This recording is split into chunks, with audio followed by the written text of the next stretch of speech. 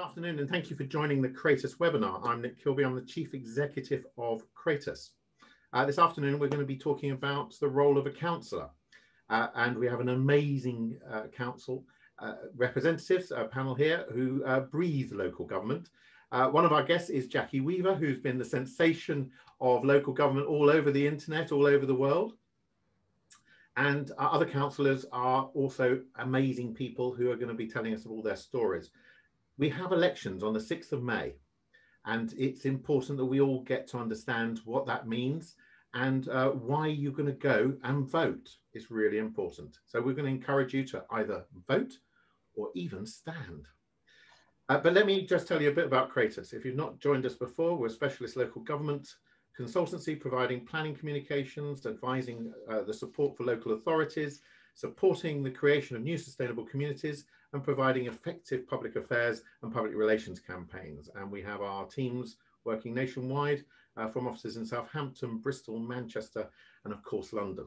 Let me introduce you to our speakers. Let's not mess about. Jackie Weaver, thank you for joining us. My pleasure. You've had a bit of a media sensation. I see that you're now an agony aunt. Is that right? And you're appearing on more chat shows than most of the celebrities that we've got used to. And indeed, I think you've missed, Nick, that my single is up to date as well. My God. Now, also in here, we're going to come back to it, but you know, what we saw in action was you, the council official, but you have actually been a councillor. I have. I mean, in my 25 years in local government, I have been a councillor, a clerk, and now I consider myself to be, I'd say, a support officer, someone who works in the background to help the wheels turn. Fantastic. Well, we've also got Councillor Sue Baxter, who is a councillor in her own right. You sit on 2 councils, I think, Sue, don't you? I sit on 3 councils. A triple hatter. Well, two neighbouring parish councils in North Worcestershire, but I'm also an independent councillor on Bromsgrove District Council. Very good. Very good. We'll be discussing about extending your social life, maybe outside those meetings, but thank you for those services. We've got Councillor Sheila Peacock. Yes, sir. Thank you for joining us. It's okay. And what birthday are we celebrating this year? My 90th. We will be discussing long service in a moment with you, Sheila. Councillor Mary Lewis from Surrey, thank you for joining us. Good evening. Thank you for inviting me. Thank you. And we have a slight link, don't we? We do. We both have a theatrical aspect to our CVs, marketing and theatre connected. Absolutely. I think maybe there's a big performance element in being in local government as well. So maybe that's what's brought us both here. Maybe, although next time I should do the acting course and not the stage management course. It might help me out a bit better than that. Saima, thank you for joining us from Barking and Dagenham. If people haven't cottoned on, you are the official carer, I understand, of Darren Rodwell, and you're the brains behind the organisation, I hope, certainly. And I keep him in line. Keep him in line. Well, I think that for the whole of London, that's a very big job, and we'll discuss how you fit that in with everything else. And Kieran Wilson from Bournemouth, Poole and Christchurch Council. Thank you for joining us. And how old are you? I just turned 26. So. Right. So look, this is quite a panel. This is quite a panel of elected officials. And Justin, you're keeping me company. We're not elected, but we are enthusiasts. And your role at NALC is? Oh, hi, Nick. Thanks for having me as well. So I'm head of policy and communications at NALC. Like Jackie, I'm one of those background people. I've worked for a district council before, the unitary authority, and I spent the last 2 decades championing parish councils at NALC. Fantastic. Well, look, we're going to find out a lot more about each one of you because there's stories behind everything here, and it's wonderful stories. But I want to start off, Jackie, what was going on that night? And can I just say, it was never that exciting when I was a parish councillor. Well, Nick, all I can say is that I've had to wait 25 years for it to be that exciting. It certainly isn't the kind of thing that you would expect to see on Oh, a percentage, 99.9% of council meetings just are not like that. I mean, I think that when you have people who come together in a local community, passionate about that area, passionate about their ideas, you are sometimes going to get heated discussions. But what you saw that night was way beyond a heated discussion. But it's really fascinating, because what I loved about the way you handled the media, and there was a young man who spent most of the lockdown watching meetings for local authorities online, isn't there? And that he was watching it and he helped get it online. And is that true? Well, it is true-ish. Like many of the stories that we hear in the press, of course, he is a young man. He does have a passionate interest in local government, and particularly in town and parish councils. I mean, the way he was portrayed was kind of as a nerdy youngster that just doesn't get out much and listens to parish council meetings. But he does it for a particular reason. He is genuinely interested in the mechanics of local government. And of course, most of the meetings that he will have watched will have been about the local democracy, about local mechanics, rather than the drama that we saw played out that night. Well, talking of drama, I was just thinking about Jackie Weaver, the Australian actress, who suddenly saw her internet traffic going straight through the roof, and then discovered it was all about a parish council in Cheshire. It was a bit of a downer for her. But one of the interesting things, Sue, for you and Nalk and Justin, is to get any interest in parish and town councils, even for in our business, for people to care about them, has been really challenging. And suddenly everyone's alive to what they can do, what they do. How does that feel after all these years of fighting your corner, and then suddenly Jackie's the star of television shows and it's a lot, people are listening? Yes, I think, well, nowadays everybody knows what a parish council is, which has got to be good, and it's got to be good for the sector. And I think the story that we're playing out now is that it's not all like Canforth. We have some really, really good parish and town councils out there. I know both of the parishes that I'm a member of do some fantastic work in their local communities. And I think the other thing, if we're looking at encouraging people to stand as parish councillors now, it's not all about meetings. The meeting side is just getting the legal bits done, making the decisions, but it's getting out there in the community, working with people, finding creative solutions for things, working with the other tiers of local government. It's to us, it's an opportunity, especially in election year. We want to encourage more people to stand, and wow, we should be able to do that this year. Well, I certainly hope so. When I stood as a parish councillor, I have to say I was a bit shocked, because I put my nomination papers in, and then I got a nice letter from the returning officer saying congratulations, and it was before the election day, and that's because not enough people had put their names in. I got automatically elected, which I found very strange, considering I've fought elections in London and it was very competitive. Jackie, the governance of these councils, you showed us in that there is Gloria, I'm in the meeting. fantastic. The governance of these meetings and these councils, they've been the Cinderella of local government. Is it as robust as other forms of local government? That's an interesting question, Nick. I mean, the short answer is yes. As I say, for the most part, these meetings function perfectly well. It really would be good if we could encourage more people to get involved. And of course, part of my story is trying to encourage younger people to get involved. I'm saying to them, look, I'm way out of my comfort zone here. I've tried to kind of understand better their world. Now come and join me. Hence the the CD and things like that. But I think that the problem we have is that there has to be some mechanism for dealing with that very small percentage of people who do cause real problems. I mean, those people cause real problems in that council. And I mean, they may not always play out quite the same, but they generally have a disruptive effect on the business of that meeting. So there has to be some way of saying enough is enough and showing that, you know, we have a perfectly good code of conduct. It's reviewed regularly. It's currently under review or has just been reviewed. That's excellent. Works for 99.9% of all household germs, but it doesn't work for that tiny disruptive group that for whom we actually need to have some sanctions. And I mean, we're asking for the most modest form of sanction. For example, mandatory training before you can continue in a meeting, you know, to go back to a meeting. So that if you know, your behaviour is such that you are in need of diversity training, you have to have that training before you go back to another meeting. And also, if your behaviour is generally so appalling, then actually you should be barred from holding your seat for a period of time. Neither of them. And a lot of these issues are a problem right across the board for local government. It's not just the parishes and the towns.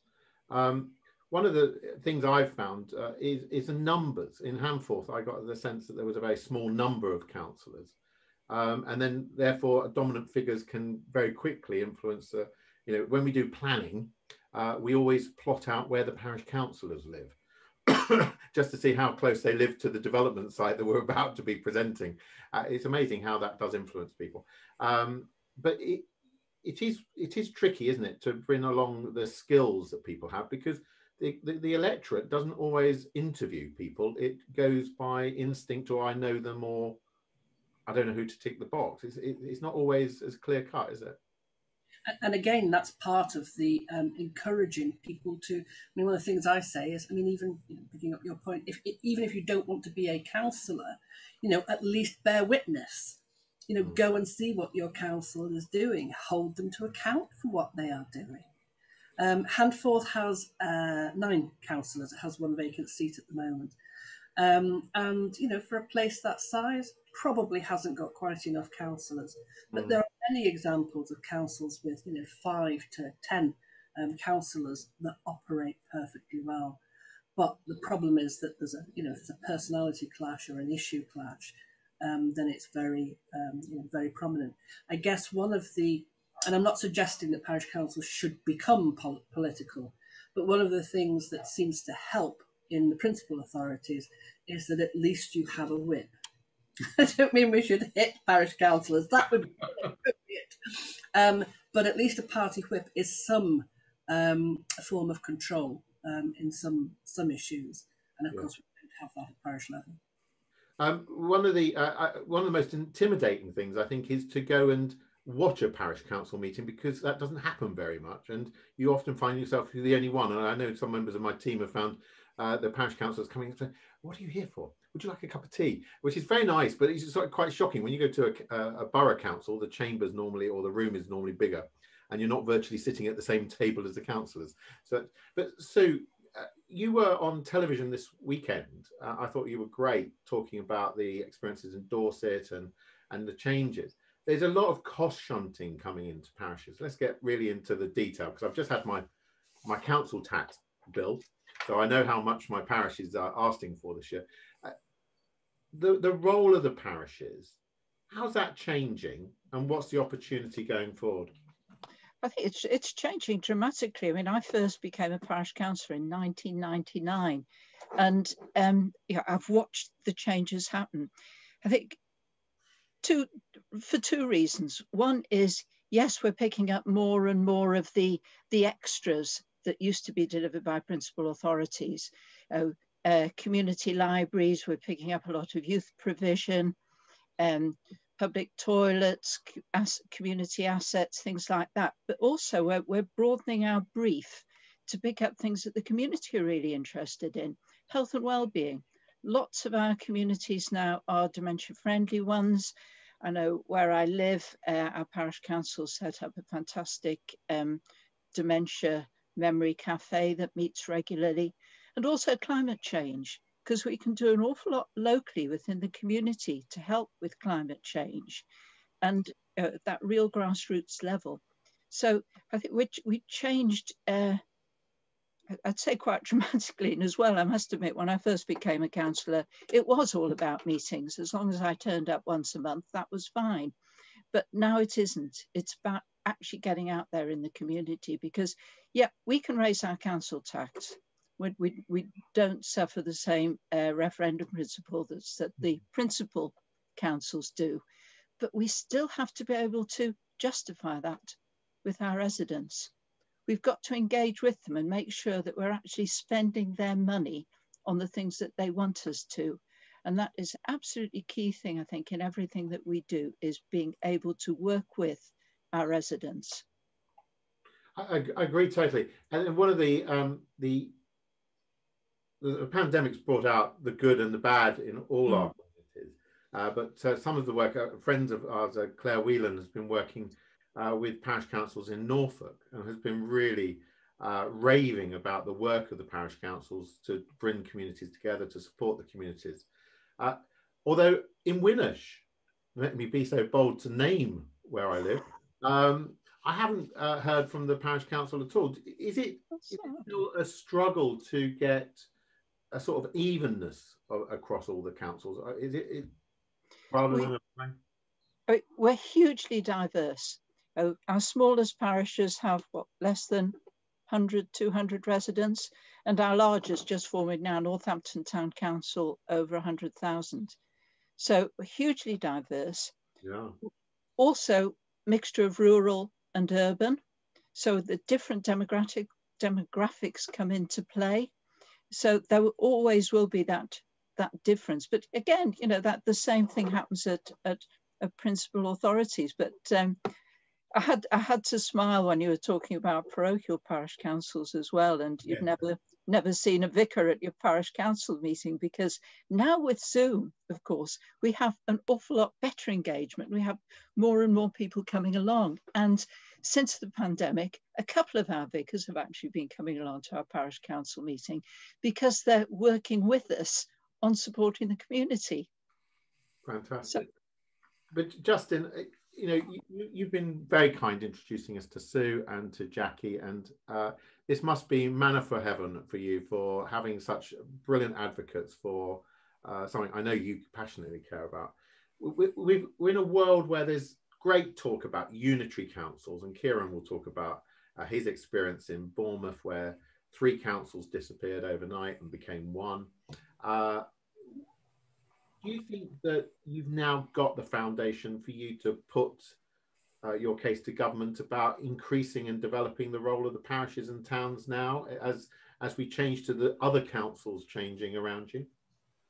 Well, I do think that foundation has always been there. You know, in the last 2 decades, as I was saying, that I've been lucky to support brilliant figureheads like Sue and other chairmen, and Jackie and colleagues across our network of 43 county associations who do, you know, a stellar job in supporting 10,000 councils. As Sue was just saying, you know, the diversity of parish councils is enormous, from tiny places through to really big towns like Northampton, which has just been created, from councils that spend not much money through to, you know, several £million now. There's huge diversity there. So I think that, you know, that case has always been there. It's interesting that, you know, I was looking at some of my time back over the last 20 years very recently, and on your point around how much the council spend, parish councils collectively precept now around £600 million. That's a tiny proportion of what the rest of local government levies on local people, but it's been increasing massively to invest in really, really local priorities. So that's one measure, I think, of how more active and ambitious parish councils have been. But also in that time, you know, nearly 300 new parish and town councils have been created. So it's been the only growing bit of local government, whilst the rest of local government around parishes has been reforming, and, as you say, have been moving towards unitary councils. So undoubtedly it does beg that question of, if areas are going to reorganise, if there are going to be fewer principal councils in an area, you know, is there a role for parishes to step up? The answer absolutely is yes, and absolutely they are. You know, you've only got to look at communities across Cornwall that have got a long story of devolution and empowerment in Cornwall, and some of our bigger town councils who really have flexed their muscles and taken on services from principal councils that they felt were better delivered at a local level, and services that, because of the financial challenges that principal councils have been facing, have also been talking about how they might be best delivered locally. And I'm sure everybody tuning into this event and on here tonight would agree, you know, we're all localists. We want more local decision making, more local autonomy, and more power for local people. So it absolutely does, I think, strengthen the case for more power for parishes. I think part of the challenge, which I think colleagues have already alluded to, and you have, Nick, is, you know, how do we make sure we support all councils to make the most of that, and not just those that are really well equipped, or as Sue set out in her open letter at the start of the year around encouraging councils to be ambitious, making sure that all councils can see the opportunity that potentially reorganisation and devolution offers up to do more for their local community. Well, I totally agree with you, although at some point I would like to touch on the trickiness of development and decision making when it's right on your doorstep, and how tough that genuinely is for elected members. If I may say, the effectiveness of lobbying while you're in the pub trying to buy a pint is, you know, pretty difficult to run away from. But look, it's an amazing opportunity, and I think that it's long overdue that the parishes and the towns got the airing that they deserve. So I want to move on, if I may, because I'm going to get to Sheila, because I know Sheila wants to say something already. But Sheila, you're going to have to wait till the end. Sorry, I'm going to get you there. I want to move on to Surrey and BCP, if I may, and then we'll come back and get everyone involved again. You've both been cabinet members. Kieran, you've stepped down. Amazing period you had, and I'll come back to that. Mary, you've been looking after children's services now for 3-4 years.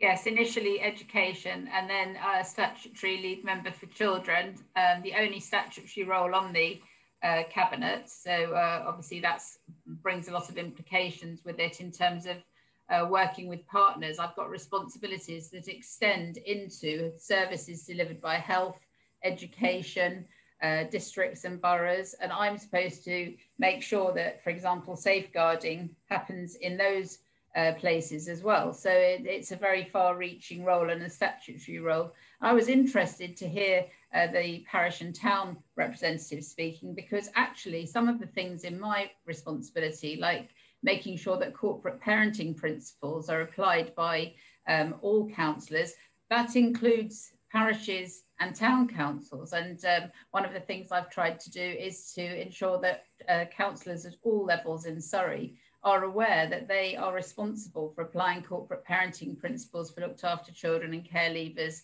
in their work as well. So I'm very, very enthusiastic for the children's work. And of course, it's a different scale from a parish. We've got 1.2 million people in Surrey, and the budget runs into the billions, not thousands. So it's a very different role, but very worthwhile, and I definitely would like to see more young people doing the county work. It's definitely it's a proper full-time job if you're on the cabinet in a county. Well, absolutely, it is. And Kieran, you know, you're the youth member here, but what an amazing thing that you took on. And tell me about your time in charge of housing and what that meant to you. It meant everything to me, really. You know, I think housing is something that I'm very passionate about. I first stood as an independent in the general election in 2017 in Bournemouth East on a ticket of trying to end homelessness. So when I got the position of housing within the cabinet, it enabled me to experiment and try things that I believe would work in reducing homelessness. And now the latest figures that we had a few weeks ago, show that it's had the biggest reduction in over a decade in the numbers of people sleeping on our streets. So yeah, really proud of that, obviously, but proud of a lot of what we achieved while we were in administration, and proud of being able to build relationships and work with a lot of fantastic people within the council. So Mary has a very traditional setup. One party has a majority. The new council was formed, a unitary, 3 local authorities plus a little bit of a county, all brought together. And at the end of the counting, which is an amazing experience to go through, which everyone's sort of aware of, but it is an amazing experience to see the vote, there were no overall control. and 7 different groups decided that you wanted to be the council administration. Tell us about that. Yeah, I mean, I think it was quite an extraordinary election. You know, it really kind of threw everything up in the air. And the council I had come from, so the Bournemouth Borough Council, as it was previously, I'd been elected onto.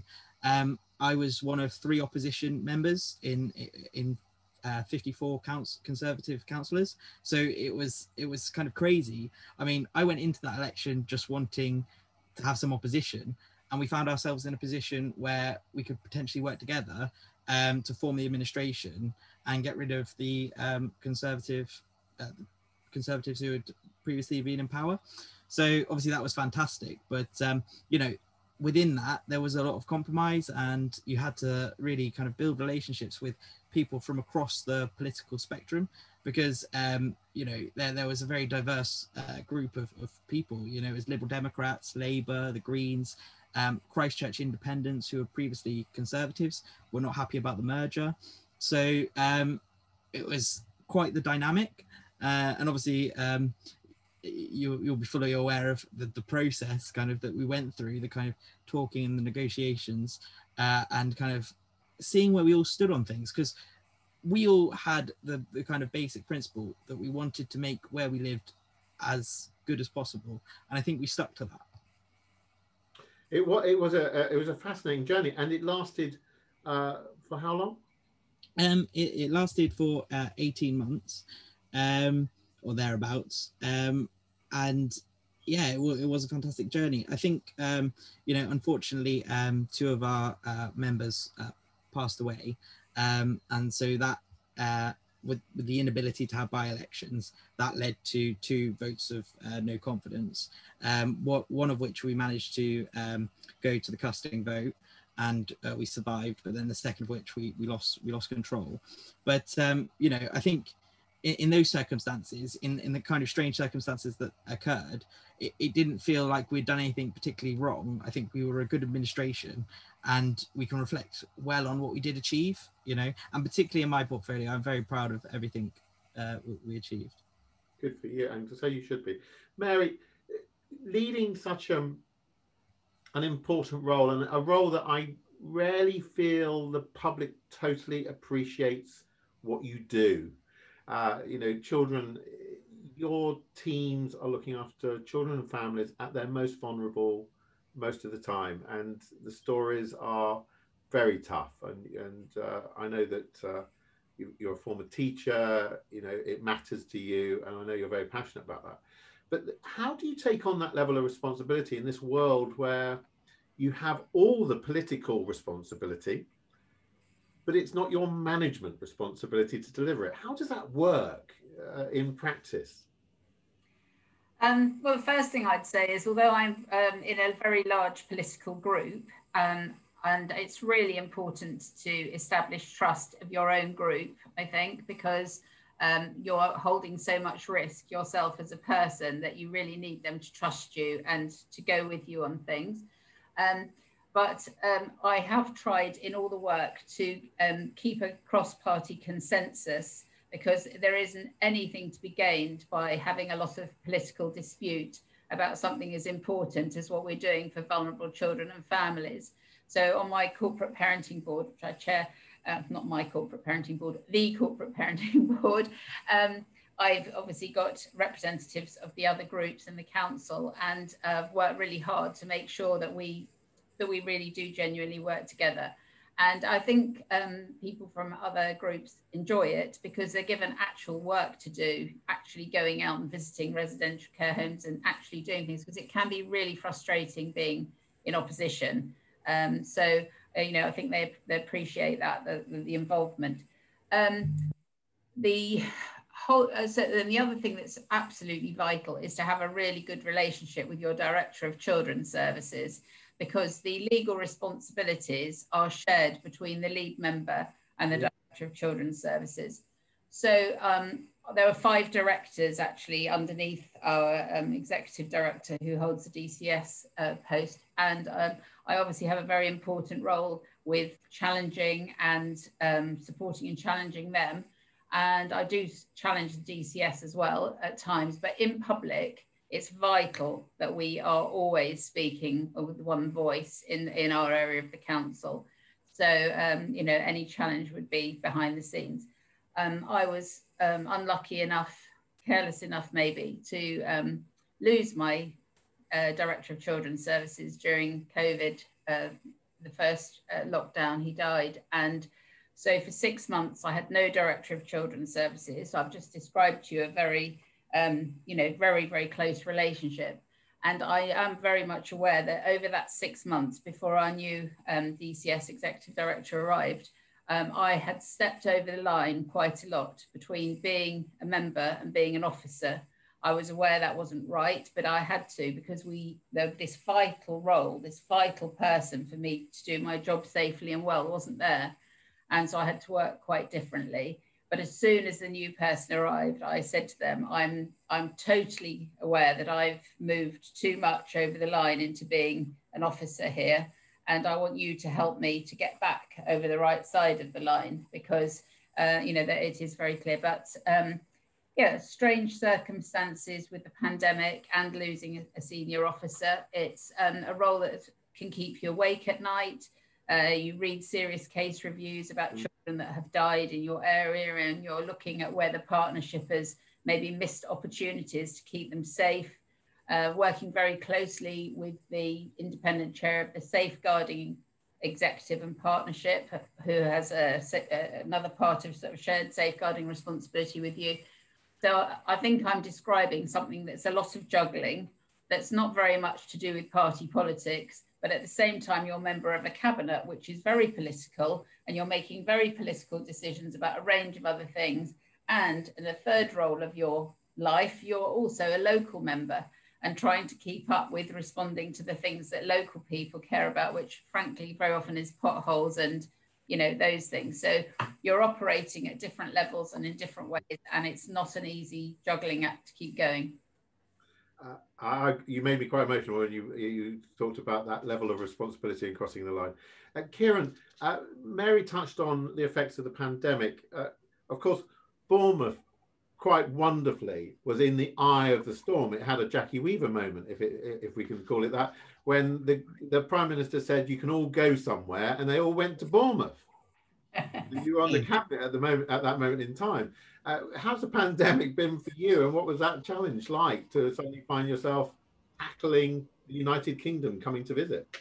I mean, from that perspective, it was quite surreal. You know, I've got quite a few friends all over the world, and I was getting text messages in Brazil from people saying, "Oh my gosh, you've made the news over here," and I couldn't quite believe it, really. But yeah, it did seem like the whole of the country had come down to Bournemouth for a weekend.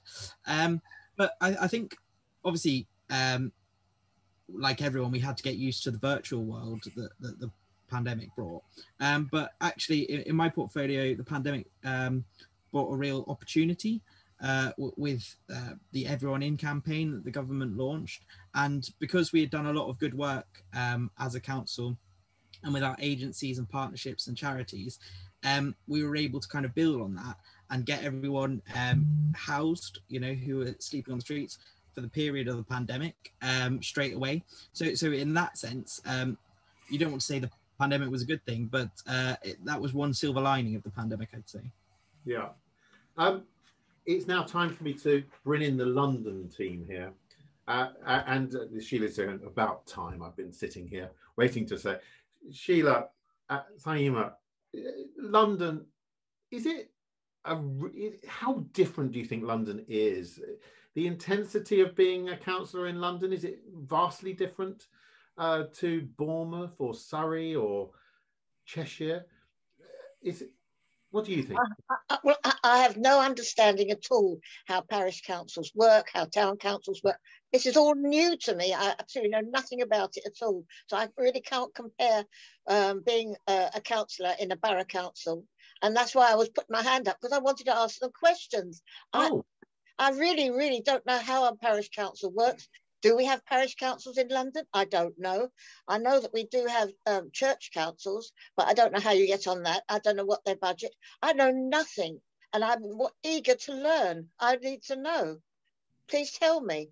Well, we were going to set you up with a masterclass in a minute because but Saima, the challenges that you've had in Barking and Dagenham, you know, I'm going to bring Sheila to talk about one of the challenges that she's had to tackle over the years. But you had the BNP, you've had to rescue your community from, you know, political influence that wasn't conducive to a nice place to live. You've got 30% of your population are struggling with work and everything at the moment. What is it like, you know, what's it like to be on the front line for you? Well, extremely challenging, but you know, we came a long way in Barking and Dagenham since the election in 2010 when we got rid of the BNP. Having said that, that was like turning a huge tank and changing, you know, policies, the way the council work, on top of having, you know, all the cuts from government. Where we used to spend £1 on a service, we now spend 30 pence. That's just to give you a you know, flavour of what's happening. But you know, we're not unique. I know it's happening all over the country.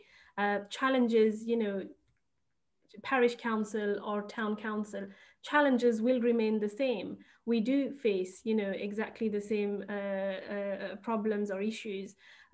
It has been very difficult in Barking and Dagenham, but because the learning from 2010 and the way that, you know, this leadership, this council has been working, that actually had prepared us quite nicely, if I can say, for this pandemic, because what we've delivered throughout the pandemic in the last year has been quite unique. We literally, before even the Prime Minister announced a lockdown, we had everything in place. You know, the council had facilitated the local social group and faith sector to establish, you know, 8 hubs throughout the borough and deliver services to over 30,000 residents. On our peak time, it was literally, you know, 1,200 residents being helped with medication, telephone, you know, befriending people, or like, you know, helping with groceries, etc. So, you know, I'm sure it's not unique. And I appreciate that, you know, all my colleagues here must have experienced similar, if not worse. But, you know, it's not an easy task. But I'm quite glad to say that, you know, in Barking and Dagenham, we've kind of like taken a trend of doing things that really has led to the ball rolling. And we are doing things in a particular way, which is quite helpful. And I think all the councils right across the country have really shown their value to the communities, haven't they? Because there are very few examples where you think, oh, you could have done better. But it was amazing. You've been the 4th emergency service, as someone, as you and I know, coined it. But Sheila, it's not just pandemics, is it? You've had to cope with riots, with community upsets, where it's all the tensions and emotions have boiled over. The role of a councillor at those times, what's it like? What did you do? How do you start? Well, it was a bit of a nightmare. The last one was 2011. Yeah. And I still got a building around the corner to where I live that hasn't been fully rebuilt since it was burnt down, because we had shops and houses burnt down in the riots. It was very difficult. Somehow or other, we actually managed it very, very well with the council. We have very good relationships with lots of different groups. So we set up meetings with all different parties to facilitate getting over all of this. And I'm pleased to say that it's working very well now. Now, Sheila, you know, we obviously, to be 90 this coming year is amazing. For you to, and I know being a councillor isn't the be and end all of it, because you're on community groups, you're busy all the time. You've been mayor 4 times, Sheila. Now, either you are the most remarkable person that just has to be fundraising all the time, or you're the naughtiest councillor in your group and the leader 4 times has wanted you out of trouble and given you the mayoralty. Which one is it?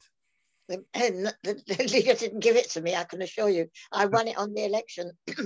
And mainly because I do such a lot of work with the community. You know that I'm chair of the largest pensioners group in the whole of London, and I've got 350 members. And every other week I've been doing videos which goes out to all of them. I give them a monthly newsletter. having Zoom meetings with them. So I'm really proactive. Apart from the council, I'm active outside with the community, which I think is really vitally important. And there is a whole issue, isn't there? I know when I was a councillor, people said you're either you work in your ward and you're focused on your community, or you disappear into the town hall and you're active there. But you can do both, can't you? Absolutely can do both. I'm also a governor of 2 schools. I have been a governor of those schools as long as I've been a councillor, which is 27 years. And you know, I was a head teacher before that. You were, very much. And also bringing up a family, which is something that I'm very aware is something that we boys get away with too lightly. You know, for a woman to commit themselves to local government is, Kieran, we've got to take this on the chin, is far more impressive in the ability to commit and deliver that sort of support when you're also bringing up the family and everything else. Well, when I tried to stand the first time, and I was interviewed by a complete committee, not a committee, the whole of the general committee, and that was about 50 people sitting there. And one gentleman asked me, how could you possibly be a councillor with 5 children? And so, pardon? And your answer? I just said, it's not a problem, but they decided not to elect me. So I waited until I finished. I retired from being a head teacher, and that wasn't a problem anymore. And do you think that we talk about, there's a lot said in the House of Commons about the issues for the female members of the House and bringing up children and everything else. Do you think local government has got easier and more accommodating to support women in local government, or is there more that we've got to do to make it easier so that we can have more women? Because I know it's a big issue for Sue to get more women involved. Well, when Claire Kober was the leader, she was pregnant, she had a baby, she only took 2 weeks off and she was back again running the council. She was breastfeeding, going into another room and breastfeeding, and the other councillors have done the same. They've worked right through their pregnancy and bring the baby to meetings, and they've been accommodated, and it's been wonderful. Absolutely wonderful. Saima, you're the deputy leader. I always get a sense when I turn up to Barking and Dagenham, when we're all allowed to move around freely, there's a massive sense of support, and you really are a team, which is pretty impressive because it is the independent state of the Labour Party in Barking and Dagenham. I mean, you haven't got much of an opposition. That's tough to bring a big group and keep a big group together, but there is a real sense of direction. It's not really just Darren Rodwell. There is a massive team behind the general walking in front of the troops. But your portfolio is massive. I know. Tell me about it. How do you find the time? I'm not going to list it all, but you got the museums, you got the parks, everything is you. Yeah, it's almost everything, which is great because, no offense to Kieran here, but women, that's what we do. We juggle, we do everything. We can do so many things at the same time. I'm a single mom, I've got 3 children, and I'm living here. I'm the deputy leader. I'm also cabinet member for community leadership and engagement. And yes, this is a full Labour council. And often people ask me, how is it? And I say, like, it's a big happy family. No, it's not. we all know how it is in a family. But we've built onto this, and you have to, we all have a role to play. And this leadership is about this. There is that partnership. There is give and take. There is challenges. But at the end of the day, we do, come together. My portfolio is huge because it looks after the faith community. It looks after the social sector. It looks after the parks, leisure, museum. And it's community and engagement and participation. So everything related to people, basically, I put my nose in, and we've got a way of working. So we do overlap on one another. No one really minds about it because we're working together. As long as you've got one aim, one vision, we all know that, children's services, we want it to that level, or, you want skills and employment on one level. So we will all work towards it. It's not, working in silos and just keeping your, arms around your portfolio. So it is, you know, still challenges because there is still so much to do. But you know, I can relate to, you know, when Sue started earlier, you said, you know, it's not all about meetings, and so true. Because I remember when I joined the Labour Party, that's in 2006-7, and I stood in the election in 2010. So during that period of 2007 to 10, I was campaigning and door knocking a lot. When I became a councillor, I wasn't really sure how much time I would have had to spend in meetings or, you know, scrutinies and etc. I was thinking I'm going to carry on at the doorstep. And for me, that was where I could get more from my resident. And yes, you do have to listen. For us, it was more learn to re-listen. But, you know, I'm sure it's like different in different places. And Mary, you said it as well, you know, when people you want to do things and it can be about, you know, bigger regeneration, etc. But at the end of the day, resident might just say like, oh, there's a pothole here, or you haven't picked up my bins on that day, and that's all that concerns me. So it's about, you know, listening, about feeling what your residents are really looking for, what they would want to see, what changes would be a benefit, at the same time as looking at the bigger picture, looking at what you need to do in order to make your future, your young people, to have a better future. So, and that's why, you know, women, we've got a better role and a better vision into this. Well, I'm being I'm sold on this one completely. But Sheila, I'm going to move on to why we should be encouraging people to follow in your footsteps. But can I just tackle, we met when you were the chair of planning. Yeah. And all I can say is, I was good. You were good and I was scared. That's all I can say. You were good, I was scared. But, you know, one of the things about planning is sometimes I feel, having worked in the relationship building with communities and working with councillors, that sometimes I bring the community together rather well, not necessarily for all the right reasons, but I can fill a church hall quite happily with people who are not happy about development. Making those decisions for communities, like Haringey Heartlands that we worked on, which was taking, you know, a terrible strip of land, putting the much needed houses in. That's not easy for councillors to drive through, is it? It's not, as you know. The worst thing has been recently, when Claire was the leader, was the Haringey development vehicle. And people were campaigning, Labour councillors were campaigning against it as well. And it was all in my ward. And unfortunately, they won and I didn't. I wanted to have my ward having new properties and house more people, and we lost out. And that absolutely split the council in half. It was really awful. And we're still getting people mentioning it, even now, all these years later. And when people were standing for council, putting it in why they should be a representative for that ward, the first thing that came out of their mouth was that I supported the getting rid of the Haringey development vehicle. And a lot of them were then selected and elected. And I was really upset about that. Mm. And you know, the Haringey Heartlands is still not done.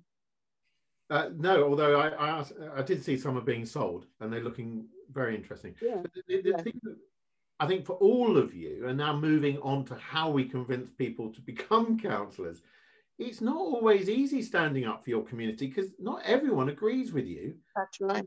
And you can be on the receiving end of the nasty side of the council. So let's get this out of the way. How do we cope with this, Jackie Weaver? How are we going to, how do we get people to put aside the negatives? And because it's pretty tough being a councillor, isn't it? Well, I think we start by making it a reasonable expectation of what it is that you're going to be involved in. And you're probably not going to go in at the level of being, you know, instantly in charge of social services. So I guess for me, one of the beauties of town or parish councils is that it does give you an opportunity to get a grounding in local democracy without necessarily a great deal of responsibility. So I think it's about making sure that people understand that they can make a difference locally, that they will have to put some time into it, they can grow this into something big, hugely responsible, etc. But it doesn't have to start there. And they can literally dip their toe in the water with their local council and decide whether or not local politics is for them or not. Do they get paid? Do they get paid? Not in parishes, no. They don't. Because when I first came on the council, we didn't get any money. All you got was expenses like petrol and telephone. That was all. No. And different people now are joining the council for different reasons, more monetary. Well, we'll come back to that. But Sue, the truth of the matter is about all of what we're trying to do in local government is if people, it's a bit like some people in planning communications, they don't turn up to say, I support something because they think it's a good idea. So they just assume everyone else thinks it's a good idea. If people don't take part in the local democracy, then it's not going to have the representation and the energy and the care that it deserves. So how do we get people, and may I say busy people sometimes, to take a moment out to join a committee and to be part of it and stand for election? Oh, I think, to quote my mother-in-law many years ago, if you want something done, ask a busy person. So I think, you know, we can be busy and still want to get involved. You talk about planning, and I agree, because you know, the most times we used to get members, residents along to council meetings was when there was a controversial planning application. Yeah. And the rest of the time, they generally disappeared. But that has changed a little bit with Zoom. And I'm really hoping that once the pandemic's over and we get to this new normal, that we are able still to use Zoom, not all the time, but some of the time, because it does give us that opportunity to engage with our residents. And the other thing, again, I think, you know, parish and town councils, as Jackie was saying, are a great breeding ground for local government politicians, if you like, where, you know, you can sort of dip your toe in the water. That's what I did. I was a parish councillor first before I stood at district. We also have another breeding ground at the moment, certainly locally here, because we have over 200 volunteers that have been helping my parish council over the pandemic. So these are people who are actually now interested in helping and interested in actually doing things in the community. Now, the challenge for me is to persuade them that it's really good being a parish councillor, because you won't be spending all your time in meetings. You'll actually be spending that time out there helping the community. So we're in a better place than we've ever been. Again, I think if we can carry on with Zoom meetings, we can encourage younger councillors, because it's much easier if you've got a young family to attend a meeting electronically. If you're working away from home, you can still attend that meeting. So yeah, I think we're in a better place than we've ever been before. We've just got to capitalise on it. Yes, and government actually has to deal with that issue, because for councillors to get back in time or to take part in meetings, that's a challenge, and quorums and the quality, feeling that you're letting people down. I certainly left my parish council because I felt I was letting people down because of the difficulties I had from getting home in time. Kieran, you know, 26, normally down the pub, you're discovering what life's about. Sell it to the people of your generation. You know, what was it that was so amazing when you were in that office? Well, I mean, for me, what's amazing is being able to kind of represent the place that I've lived and I've been brought up my entire life, kind of thing. You know, it's a weird dynamic where neighbours who are probably a nuisance towards kicking my ball into their back garden now come to me for help, and that's really unusual. You know, I can't really go get a loaf of bread anymore without, you know, a few people coming up to me and asking, oh, did you see, you know, there's fly tipping there, or, you know, have you seen them potholes, kind of thing, which I love, you know, being part of that community. And I think that every young person has these issues or things that they're really passionate about, whether it's homelessness, whether it's equality, whatever, but they maybe don't necessarily have the self-confidence or have the belief to go and, you know, stand to be an elected representative kind of thing. And to them, I would just say kind of go do it, because, you know, I remember when I first started campaigning, I couldn't even bring my hand to knock on the door. I was so nervous, but you just pick it up and you just learn. And, you know I've got about, I don't know, at least 30, 40 friends who are as capable, if not more capable, of doing this role than I am, kind of thing. So, and I am trying to convince them for the next election, that when the pubs reopen, I'll be down there kind of trying to get them to join. Good for you. Mary, knocking on doors, when it's your community and you're representing your ward, you know, one of the things I sort of, it's quite humbling, isn't it? That Kieran was talking about is knocking on the door and saying, give me your vote. Yeah, it's very humbling. Well, I sort of did it in reverse, because I was head of a sixth form and I was running general studies, and I kept inviting all these people in and encouraging the youngsters to get interested in politics. And somehow during that, I convinced myself to stand for election. So it sort of worked in reverse. I had stood for election a lot when I was at university, and I was on the union and all those things, had eggs thrown at me at NUS conference, all those kind of rites of passage. But then I got involved in lots of other things along the way. So it's kind of 40 years later, I'm out saying to young people, get involved, and it ended up with me trying to get involved. And actually having people I've taught vote for me, or maybe not vote for me, either way, I've found that's quite humbling. And I've met them, people I've taught who are council officers. I've met people I've taught in the police. When I go into schools in the county, they come up and say, oh, I'm a teacher now, Mrs. Lewis, do you remember how, blah, blah, blah. So there's lots about it that's humbling, to be honest. But my first couple of years before I was on the cabinet, I really enjoyed doing some significant things in my division.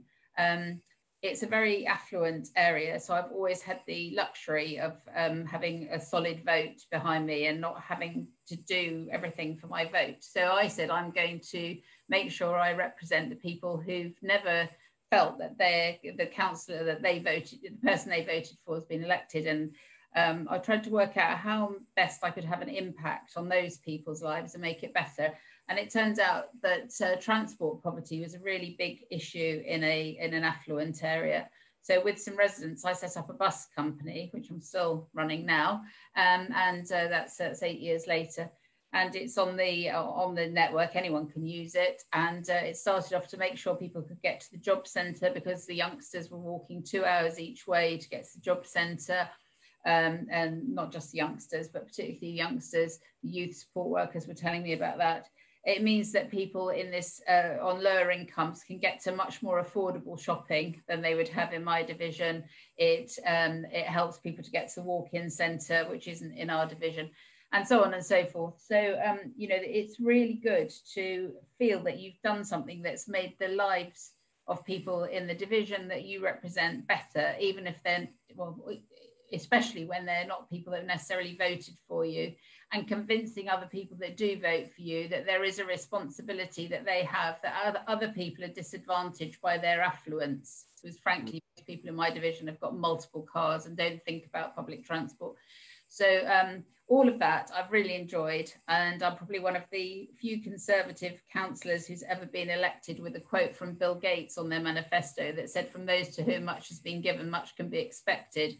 But I've really tried to put that into practice and say to people all the time, challenge them and say, think about the consequences of how affluent most of us are and what can we do about it, and take responsibility for the effect that has on other people. So that I've really enjoyed that part of my division. I don't think I will ever enjoy hearing from Mr. and Mrs. Anger of Surrey about potholes.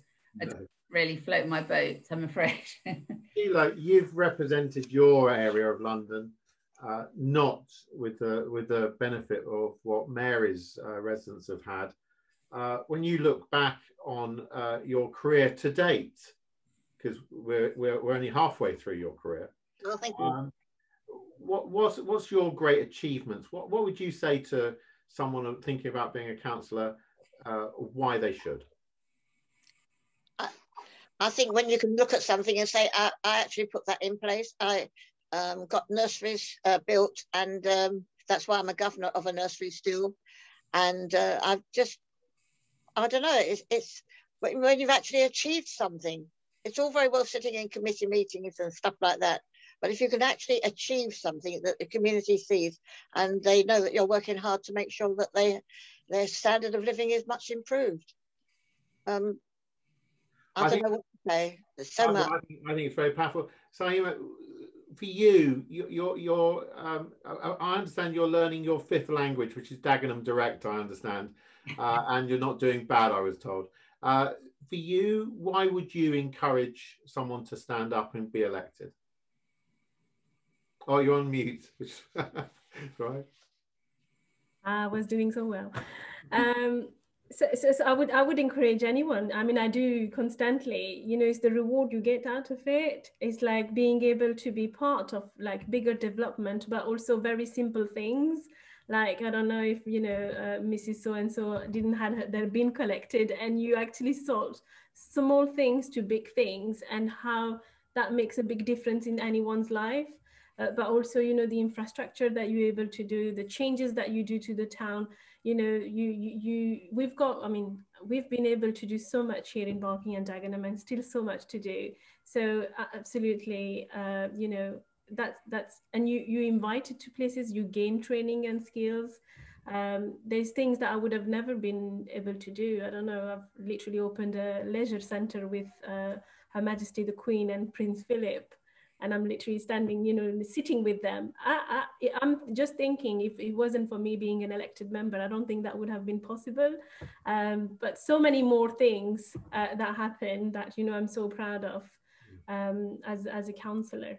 Yeah. Jackie, one of the things I loved about you when you were dealing with your new stardom was the passion you had for what you were doing, and how you turned the spotlight round and said, after 25 years, I'm enjoying the fact that people are taking an interest in what I've been interested in.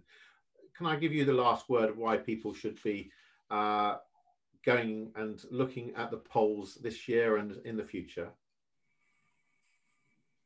I think that my perception is that people increasingly feel that they have no control over their lives, that it is very difficult to influence decision making. They feel that you know, we constantly see things played out on TV, etc., and feel that our voice is not heard. I don't know about that. That's a perception. But what I do know is that if you're involved with a local town or parish council, your voice is heard. You can actually make a difference. You can see that difference being made in a time frame that you'll live long enough to see coming to fruition, even when you're my age. So, you know, it's something that you can really see a material effect, and you can influence it. If that isn't enough to get you involved, I don't know. I think you, all of you, you know, I've first time I met Sue and Jackie, lovely to meet you. Thank you for coming along. Justin, thank you for organising that. Kieran, you are a remarkable young man, and just to say, when we were working with you, it was obvious that you should be given the chance to make a difference on homelessness, and you did, and that's fantastic. So Mary, you're part of an amazing gang in Barking and Dagenham. I wish you tremendous well in all the journey you've got. You've got a long way to go, but I know that you've got an amazing team around you.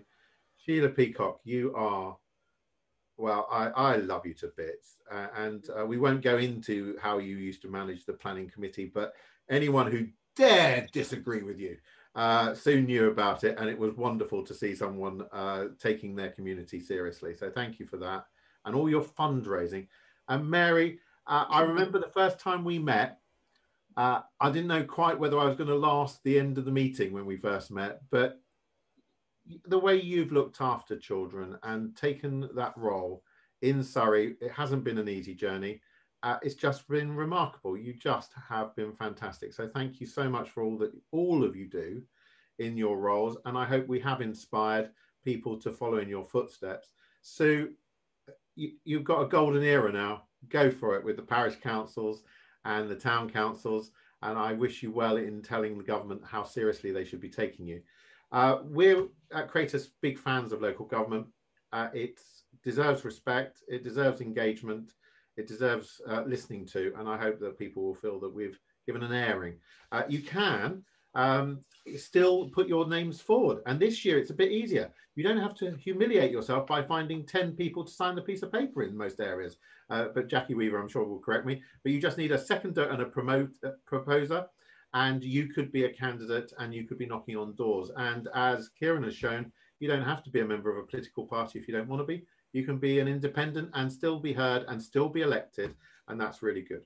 Our next webinar is on the 30th of March at 9 AM, and it's the leader and his cabinet, the chief executive and their senior management, and the government commissioner for Northamptonshire County Council, known as a council that went bankrupt, but a council that will wave goodbye to the municipal world at the top of its game, having cut no services, rebuilt its finances, and leaving a legacy for the 2 successor councils. So if you want to see local government at the top of its game, you've seen it here today, you'll see it again on the 30th of March.